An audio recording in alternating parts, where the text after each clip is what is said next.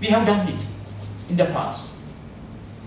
For the worldly lust, we have done such things in the Tibetan religious way. They have given a nice picture for that. What is that picture?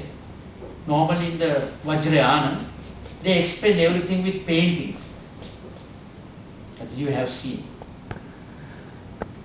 They explain about the samsaric journey with paintings. They explain the life story of the Buddha with a wonderful painting. And they explain about the craving what we have in this worldly life with paintings. Even they have given very beautiful picture for the worldly life, family affairs, survival of generation to generation this world with paintings. In the same way, the Tibetan culture, they explain craving with the three symbolical animals turning round and round, catching each other's tail. So they continue till the end of them. At the end, nobody will be there. So that is the explanation. So this is the very important fact to be understood by the human beings. So that is very important in the Vajrayana society. They explain in this way. So we also should explain, and even in our Theravada school, we explain some extent, not about here, but about hereafter. If you do such kind of things, you will go to hell and you will suffer. But we cannot find such a painting in Malaysia. We don't have. If you go to Sri Lanka, we have a special place called Aukana. It is in Matale district near Kandy.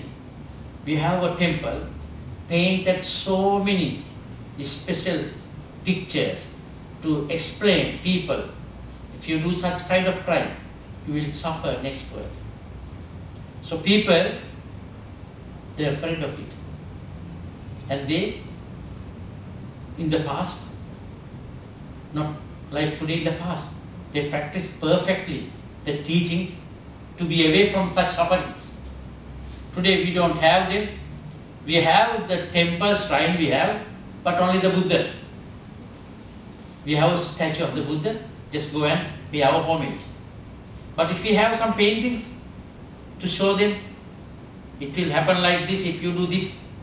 If you do stealings, the God, Yama will punish you, then we will become afraid of it. It happened in the past we had. Today we don't care about that. Now we try to show that we are very simple. We only have the statue of the Buddha. You go and pay the homage to the Buddha. That is wrong. This art should be practiced. We should use it.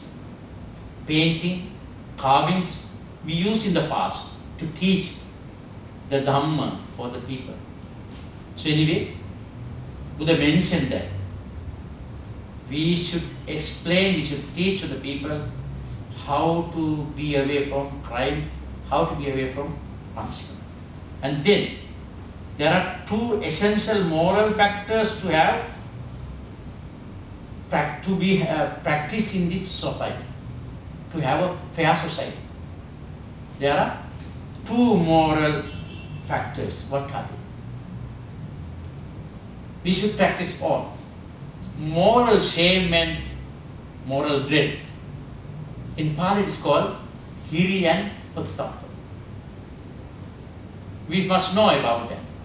Moral shame and moral dread. What is moral shame?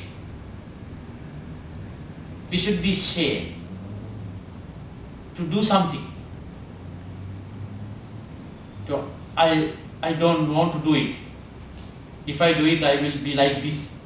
So I have that kind of shame. So it is called moral shame about myself. And moral dread. What is moral dread? The fear about myself. If I do it, I will suffer. So I should not do it. So Buddha mentioned, to be away from crime and punishment, all human beings should follow these two, moral shame and moral dread. Then only we can find a person who is having a moral behavior.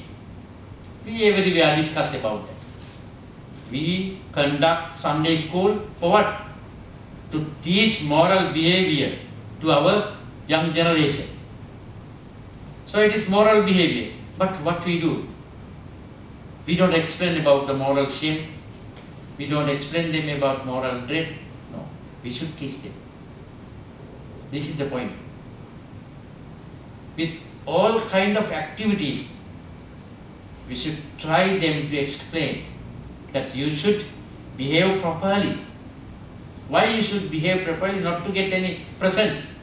Normally what we do for the young generation, if you have a very good discipline, your teacher, your principal will give you some gifts, some present, so you should follow them.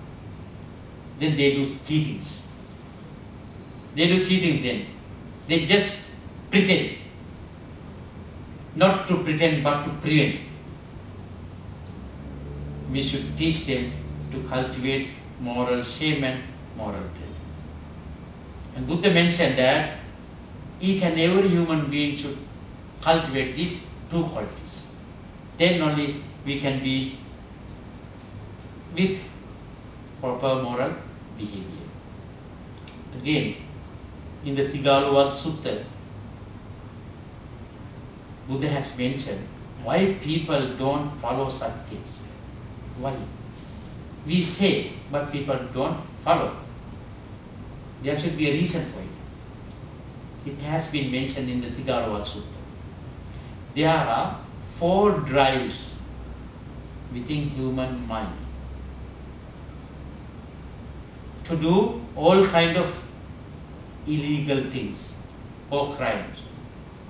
What are these 4 drives? In Pali we call Chanda, Dosa, Bhaya, Moha. Chanda means prejudice. Because of prejudice we do mistakes. Again, Dosa, because of anger we do such things. Bhaya, because of fear we do. Otherwise, ignorance, because of ignorance. Then how to explain these 4 drives again? Buddha mentioned that 4 drives are within the human mind. It is with them, these qualities with them till they understand the truth. And again we should find why they have prejudice. Prejudice means due to some kind of influence from outside to create a prejudice within you.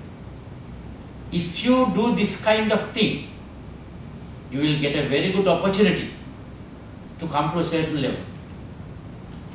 In that way, somebody will advise, you must do it, give an order. You must do it, then you will get such a promotion or such a gift, such a present. So you should do it. You must do it.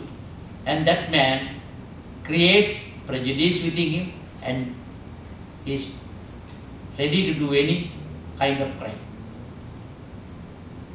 It is called prejudice, because of prejudice or because of chanda. And again, dvesa. Sometimes people get angry.